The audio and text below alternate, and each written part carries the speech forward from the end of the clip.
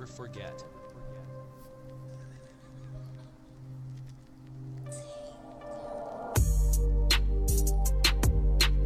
You know, I tried. I really tried to think of something funny I could say to kick off the show. To welcome you guys back for episode 13.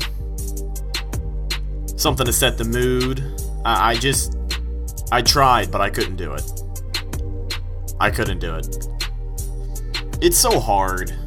It's so difficult to watch the team that you love give up on their season halfway through.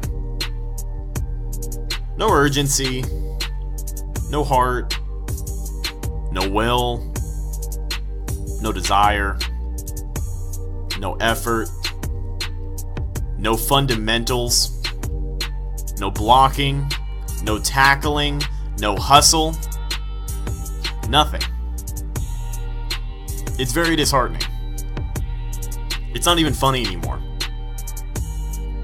It's unacceptable at this point in the season. The Tampa Bay Buccaneers are 2-6. Don't know what the problem is.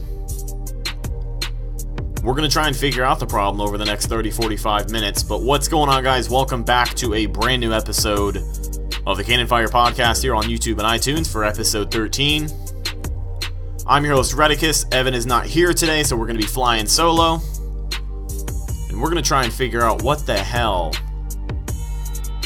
is going on these past few weeks. The Buccaneers lost to the Saints, got their doors blown off, 30-10 the final score. Pretty ridiculous, right? Pretty ridiculous. 2 weeks in a row the Buccaneers get blown out. Division rival games, must-win games. We've been saying that week in and week out. They were must-win games, and the Buccaneers did not show up. And I don't mean the Buccaneers didn't show up to play. The Buccaneers just didn't show up. Half the team wasn't there. They didn't want to be there. Because they don't give a shit. If you're a fan of the Tampa Bay Buccaneers and you're not angry right now, you should get angry, because at this point you have every right to be angry. To get angry over Jameis throwing an interception is one thing, but to get angry over a team that is 2-6 because the effort is not shown on the field,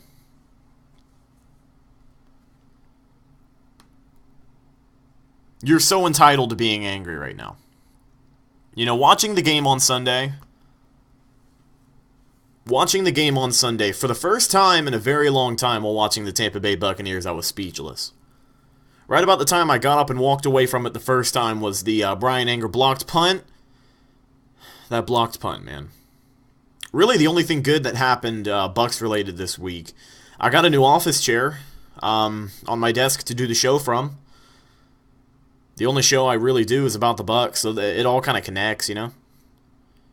Now I can spin while I go on my tirades, because my old chair wasn't a spinny office chair. I'm mad. You should be mad too. Because there's a problem. And apparently nobody knows what the hell it is. But someone has to be held accountable at this point. Someone's got to be held responsible. And if we're going to break it down, we need to look at it from every aspect. Someone has to be held responsible. On paper, there's no reason this team should be 2-6. There's no reason. Jameis Winston is hurt. You know why Jameis Winston is hurt as bad as he is? Because our O-line doesn't play like they give a shit. Donovan Smith has proven himself to be the worst O-lineman we have. I wouldn't say a complete bust because he's had his moments. But these guys don't give a damn about protecting the quarterback. There's a culture. It's been said time in and time out. The Buccaneers have a losing culture. Coach Cutter has commented on it. The Buccaneers have a losing culture. We can't shake that, apparently. And the worst part is when you have great talent who comes in and just doesn't care. I'd say about half the team just doesn't care. Ever since halftime of Arizona, ever since we almost beat the Patriots without a field goal kicker, they don't care. Seems like a lot of these guys are just there to cash in and get their checks every week. And I'm angry. You should be angry too. We're probably going to be angry for the rest of the show. As much as I don't like it, there's a lot we got to talk about. Someone had brought up a great point on one of our posts a little while ago. It was on Instagram. If you don't follow us, go follow us at Cannon Fire Podcast. This was right after the Carolina game. And it opened my eyes. And when you put all the pieces together, it makes sense. This is what was said. D. Young 1855 commented on my post at Cannon Fire Podcast. Said, I've been a Bucs fan since '79, and this season feels like it did back in the '80s, when players were just there to collect a paycheck. 4-12 is looking like our 2017 record, and everyone will be asking what happened to this team that everyone thought would be in the playoffs this year. He's not wrong. He's not wrong. Brought up an excellent point a week before anyone else did. I know Bucs Uncensored, the commish, Justin Polkowski, talked about this on his show. I do know that, not Pewter Report, but what's the other one? Joe Bucs Fan, Morning Joe podcast went into detail a little bit about it. Not as harsh, not as angry. But when you're a fan, and you give as much passion as you do to the Tampa Bay Buccaneers, the organization, you spend thousands of dollars on tickets, on merchandise, because you love the team. It's a passion. And I will always love this team. Do not get me wrong. I just feel like I'm scolding a child.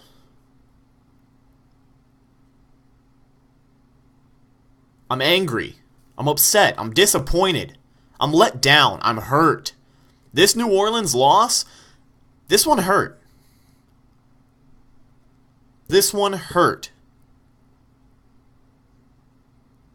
But when you're a fan and you put up with a cycle every 2 years, you start to realize that you deserve better. We deserve better as fans.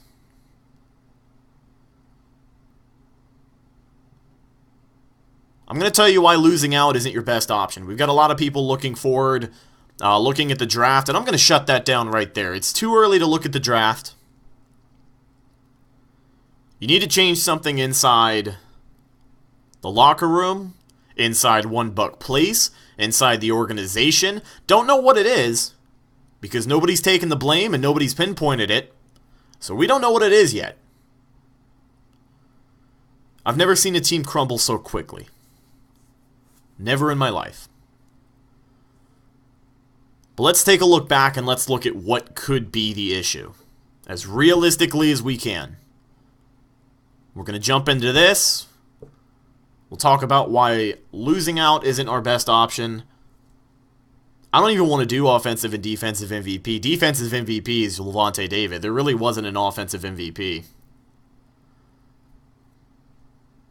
I'd say Mike Evans was out here protecting Jameis Winston better than the O-line did all fucking day. Otherwise, he wouldn't be shut down for 2 weeks if you guys hadn't seen the news lately. Jameis Winston has been shut down at least 2 weeks.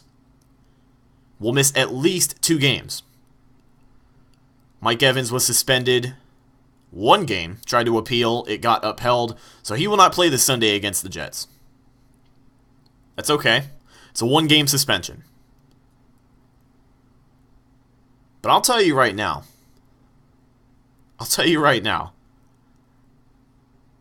I'm going to that game on Sunday. I already bought my tickets. There's no going back at this point. I'm going to love to go watch my team play. I cherish every moment I have to go watch the Buccaneers play because I don't get to do it that often. Because tickets are fucking expensive. That's the way it is. But I'm going to go to that game on Sunday. And I can tell you one thing. If the Buccaneers lose to Josh McCown and the Jets, It's going to be ugly. You think people are angry now? I know some people taking it very well. I know some people not taking it very well. Either way, it hurts. But it's going to be ugly if we lose to the Jets, the Josh McCown Jets, in Tampa Bay. It's going to be ugly. If you saw the news a little bit earlier, ESPN came out and rated Jameis Winston the most disappointing player in the NFL this year. You can't put that on Jameis. You can't put that on Jameis. You can't put it all on him. Let's look at the situation against New Orleans, the Marshon Lattimore incident. You guys know what I'm talking about. Whether we like it or not, Marshon Lattimore came over, said something to Jameis, and I'll start off by saying Marshon Lattimore had no business on the sideline talking to an injured quarterback when his team was up 30-3. And the injured quarterback wasn't even on the field. I'll start with that. But let's look at it this way. Marshon Lattimore said something to Jameis, walked away, and Jameis poked the back of his helmet. Immature by Jameis. Can't let that slide. That comes with composure. That comes with being 23 years old. He'd be a rookie if he stayed in school right now. He's 40 games into his career. He's not a baby anymore. But he's young. An immature move by Jameis. We can't see that anymore from our quarterback. Mike Evans came in, plowed the shit out of Marshon Lattimore. Very unprofessional. Mike Evans was protecting his quarterback, and I give him digs for that, because he was doing a hell of a lot better, like I said before, than the O-line was all day, which is why Jameis was hurt on the sideline, re-aggravated that injury.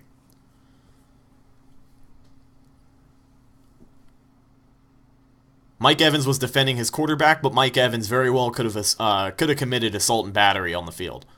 Made the team very unlikable. It made the Tampa Bay Buccaneers very unlikable as a team. That upsets me. When you've got this much hype riding into a season, this much of an audience paying attention to you, seeing what your every move is going to be, obviously that amplifies it. But we're not talking just Tampa. We're not talking the city of Tampa and maybe some neighbors over in Lakeland and Bartow and Miami fans, some Orlando fans. That's not what I'm talking about. I'm talking about nationwide. Paying attention to the Tampa Bay Buccaneers because we had all the potential in the world coming into this season. Second half of the season last year, defense played lights out, looking to pick right back up where they left off this year by picking up Chris Baker, who was supposed to be making moves for us.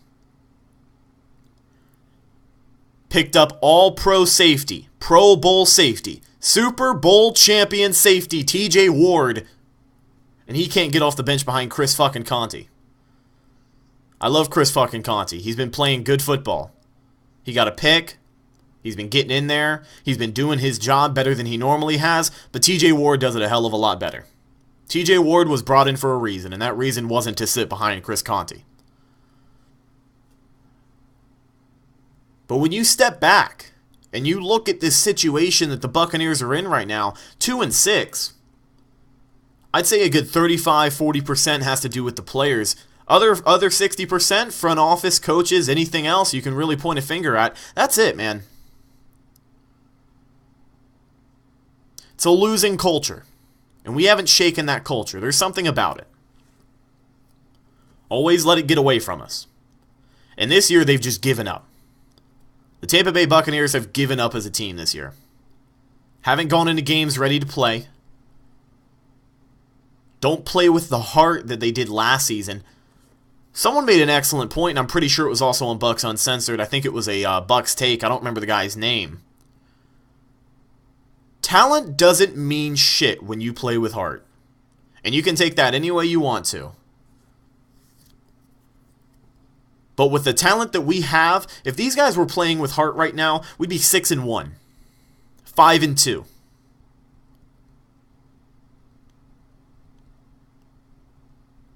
$7-1, 6-2. Excuse me, I forgot we were 8 fucking games into the season. Halfway through the season. And the season's over. It's sad. It's disappointing.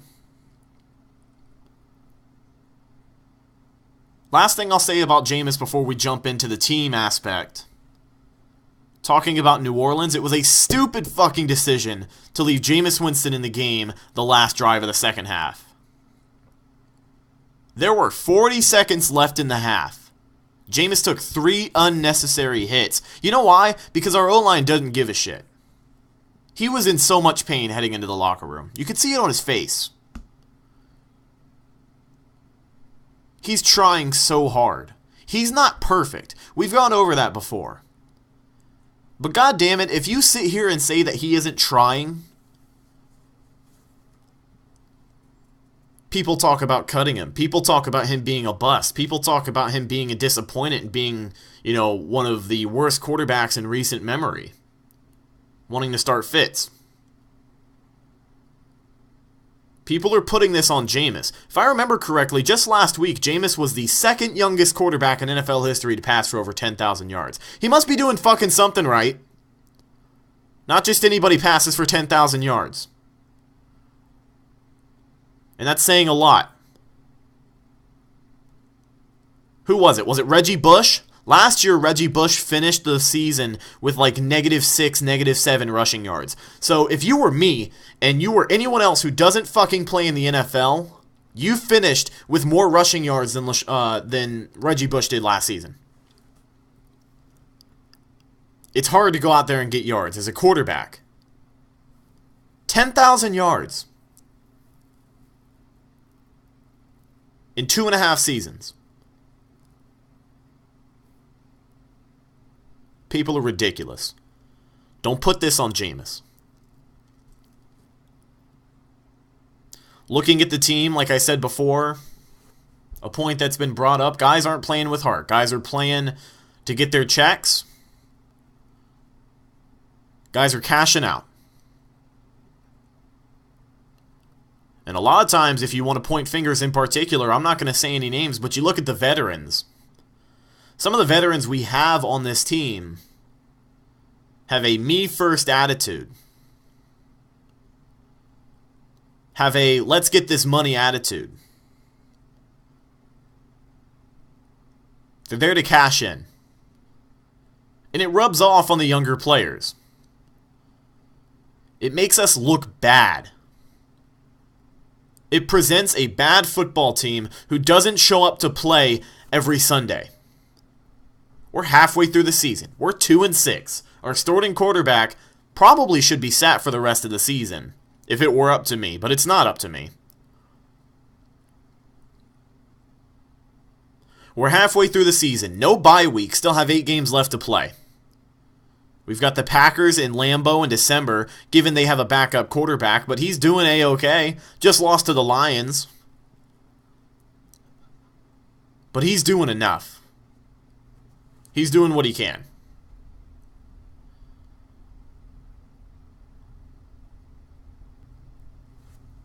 People have brought up changing coaches. People have brought up bringing Gruden back. And I'll be honest with you, as much as I really want that to happen, I'm not hanging my hat on it. I'm not going to put money down that he's coming back because I'll be honest, I really don't see it happening. As much as I really want it to happen. People say it's hard to go back. You have to move forward. Don't bring Gruden back. Why not? At this point, really, why not? The O-line needs an attitude. The defense needs an identity. The Buccaneers are in the middle of an identity crisis right now because we can't figure out what the fuck is going on with one of the best squads on paper in the league. It's internal.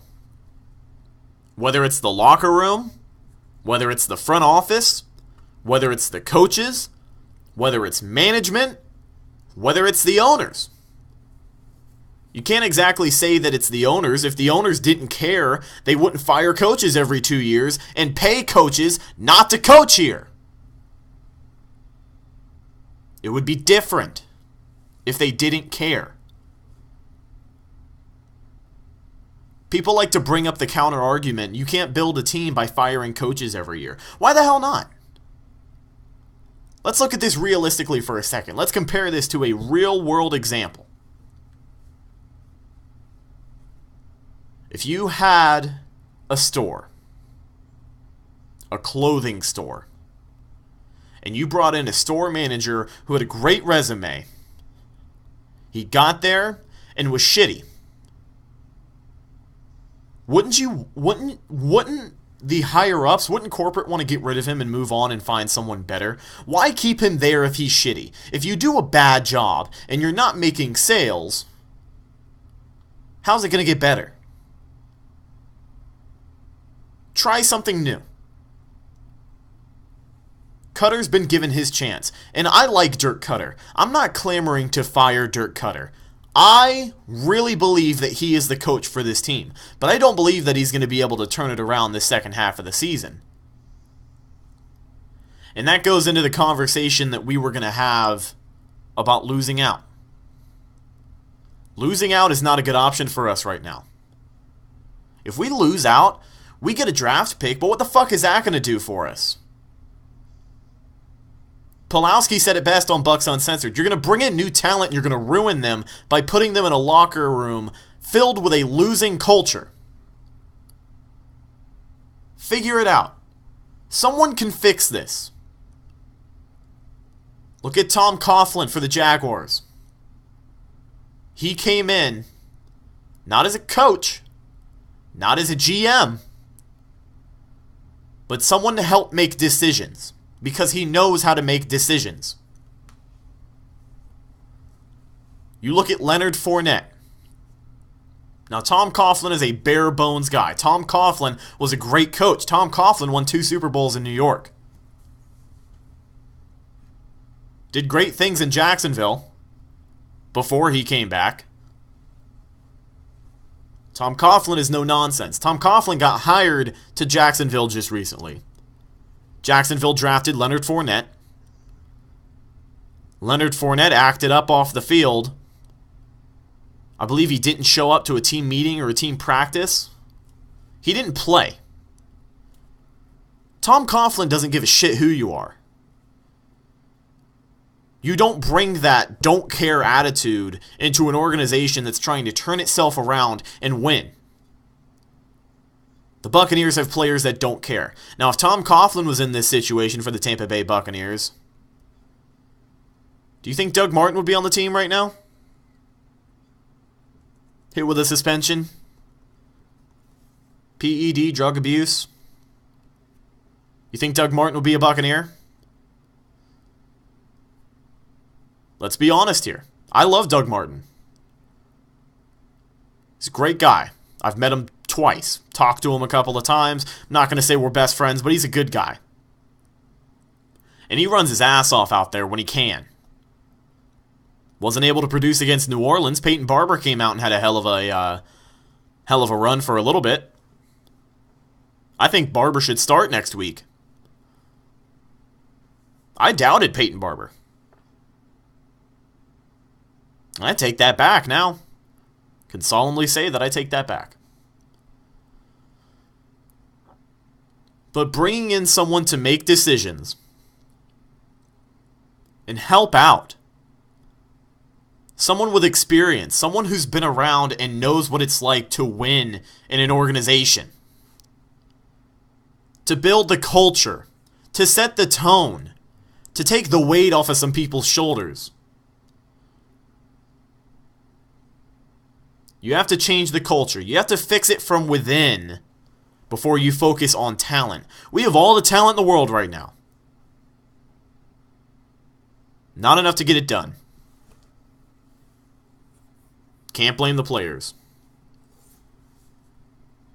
The thing is, it's going to take more than a rah-rah speech before every game to get these guys going, and everyone has said that. It's going to take more than that, and as much as I love that, as much as you love Quan Alexander getting in the huddle and yelling, as much as you love Jameis making an ass out of himself saying we're going to eat some W's against New Orleans,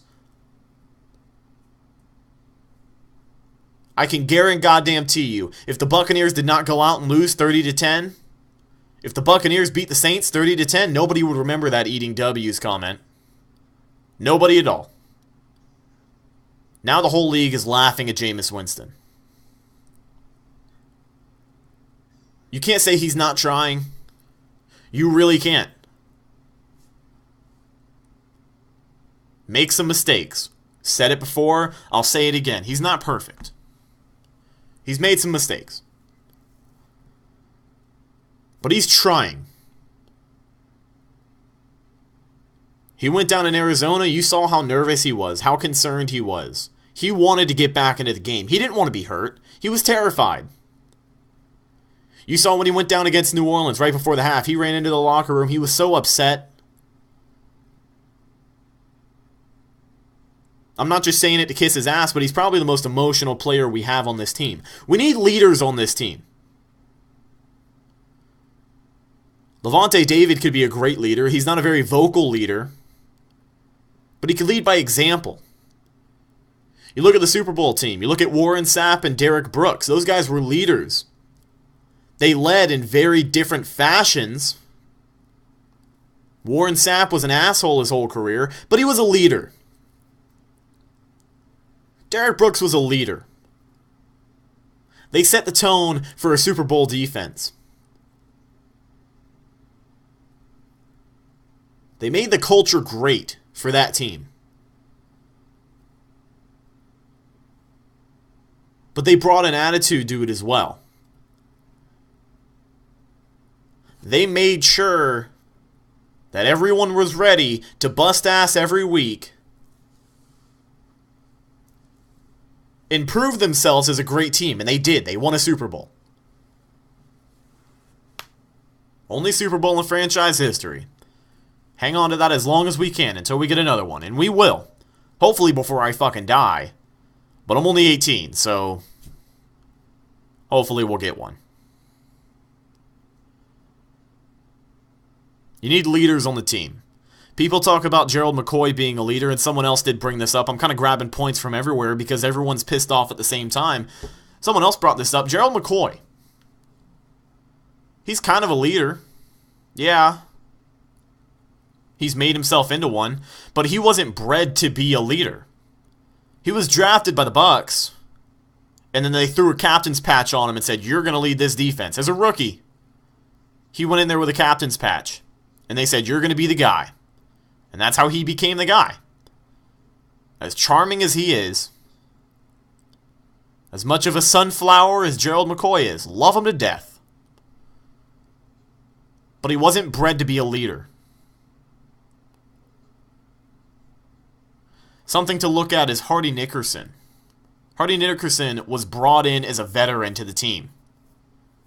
He was brought in to teach younger guys. Younger guys at that time, mind you, being John Lynch, Derek Brooks, Warren Sapp. He taught them. He showed them how to lead. He was a leader when we needed him. He set the tone. He changed the culture. And when he left, the culture was still there because he left a mark. You tell me who on the defense right now, who on the Tampa Bay Buccaneers right now can leave tomorrow and leave a lasting impression that people are going to remember for a couple of years to set the tone and help us towards a winning culture. I'll wait. I got time. Exactly. And I know you couldn't exactly say anything because, you know, it's a one-way podcast. I'm sitting here recording this. Nobody's here around me.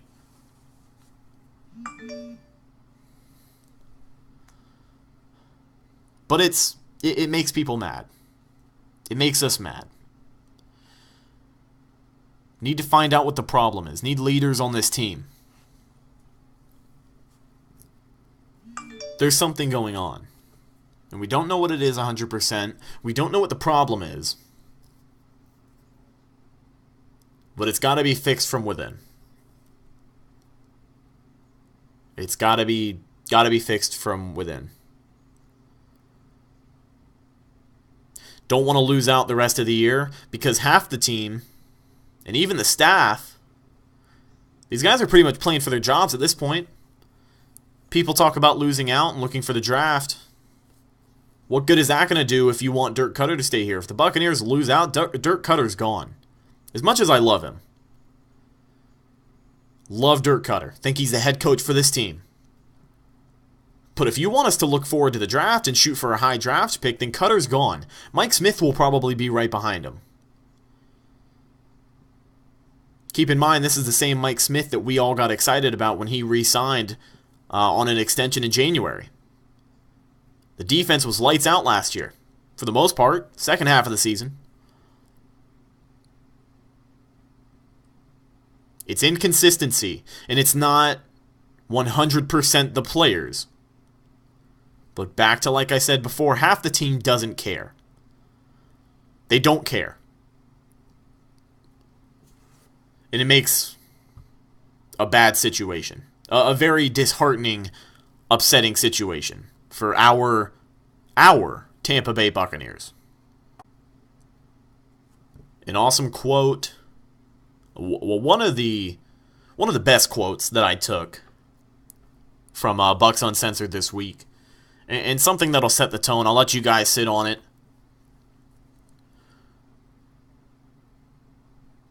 We need to bring in people who care and get rid of the ones who don't. If the players don't care, it's not going to change anything. If the coaches don't care, it's not going to change anything. Dirk Cutter has lost this team. It's a Ben McAdoo situation with New York. Players don't care. Players don't care. We need to bring in people that care. That's the bottom line. If anything's going to change around here, that's the way to do it.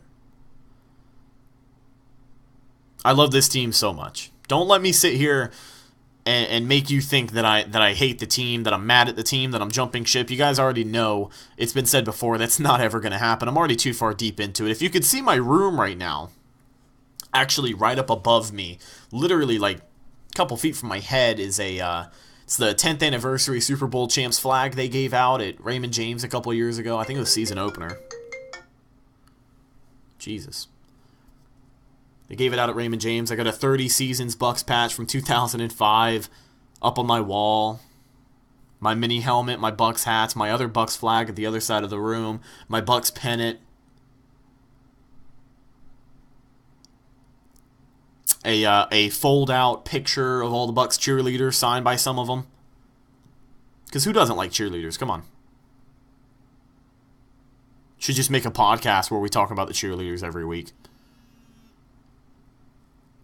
Got my Bucs pennant, my Levante David jersey hanging up, and the Bucs calendar they gave out at the home opener this year. I love this team.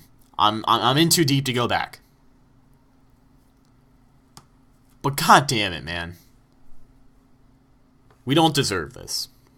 Things have got to change. And things hopefully will change. Looking forward into the future. Now, as we wrap things up here, I wanted to talk about one of the good things that happened finally this week.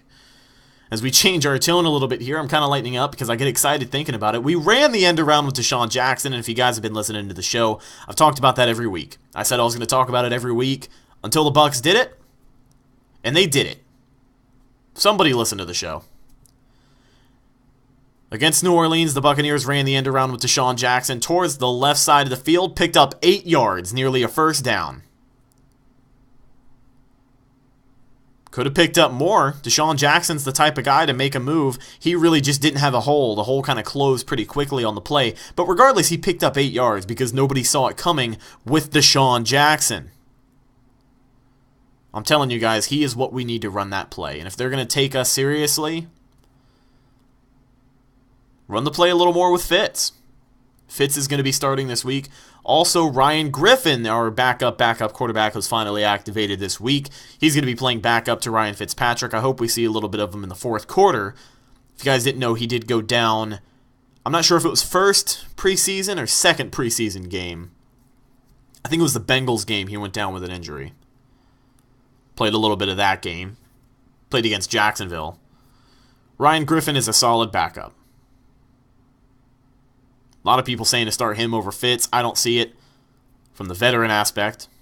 Don't agree with it, but Ryan Griffin's back, and everyone's happy. It's been a rough week, guys. There's really nowhere else to go from here. The season's over. It's a lost cause at this point. Best we can do is play our best football.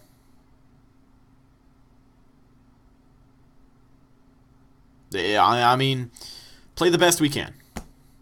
This is a team that turned it around second half of the year. This was obviously a team that played with heart last year. And it'd be one thing if we were losing by 3 points and we could debate certain key topics of the game to go back and forth. But the Bucs so far, God, what did we get scored these last few games? Like 47 to 13, the Bucs got scored 2 division games in a row. It's not even close. So we can't talk about that. We suck. Again. Something's got to change. But all we can do the rest of the season is just play our best football, do what we can, and hope to finish even, really. I'd be happy with an 8-8 finish at this point. I'd be happy with 7-9. 7 wins is really where I will come out and say that's acceptable. That's a good rally. 5 more wins. Did what you could. Made chicken salad out of chicken shit. Let's get ready for next season.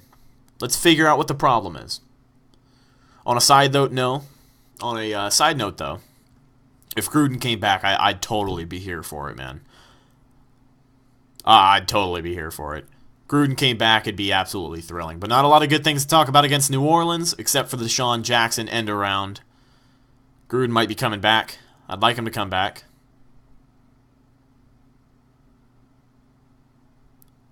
I don't know, man. I don't know. We're going to pick an Instagram follower of the week this week. Let me jump into the DMs here and figure out who it's going to be. Because to be honest with you guys, I pick it by random. Sometimes I pick it with a motive. Kind of pick it for the motive. Like if there's a certain thing going, if someone's active, if someone does something. Like last week it was HD Piz Jugs. The guy's great. He designed some logos for us. You know, he's been an active follower, this and that. But, you know, cool stuff. Cool stuff. But this week's Instagram follower of the week is going to be MaxBolt22, MaxBolt22, MaxBolt22. Congratulations, my man, on being the Instagram follower of the week for the Cannon Fire podcast here on YouTube and iTunes. And Instagram, too. But ladies and gentlemen, I'm out of breath. I'm tired. I've got work tomorrow. I don't want to think about working tomorrow, but I've got work tomorrow.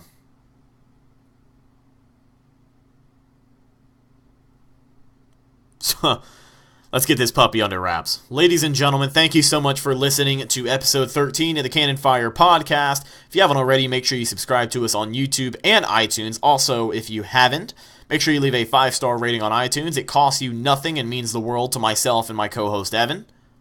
It'll support the show and get the word out there. Basically, it's all good things. It's all sunshine and rainbows when you leave that 5-star review. Also, if you have not already, make sure you follow us on Instagram at Cannon Fire Podcast. And you too could be the Instagram follower of the week in a coming up show. Just be active and literally, if you jump up in the DMs and you're like, hey, what's up, man? You'll probably be the Instagram follower of the week as we creep our way towards 200 followers. I believe we did hit 200 followers. So thank you guys very, very much. Once again, Evan was not here. So for Evan, I am Rhett. I will talk to you guys next time. Go Bucs at this point, really? You know, it's rough. We'll get better. It takes time. Best thing we can do is trust the process. I love the Bucs. I love Tampa. Love Jameis. Things will get better. I'll talk to you guys later. Have a good rest of your week. Go Bucs.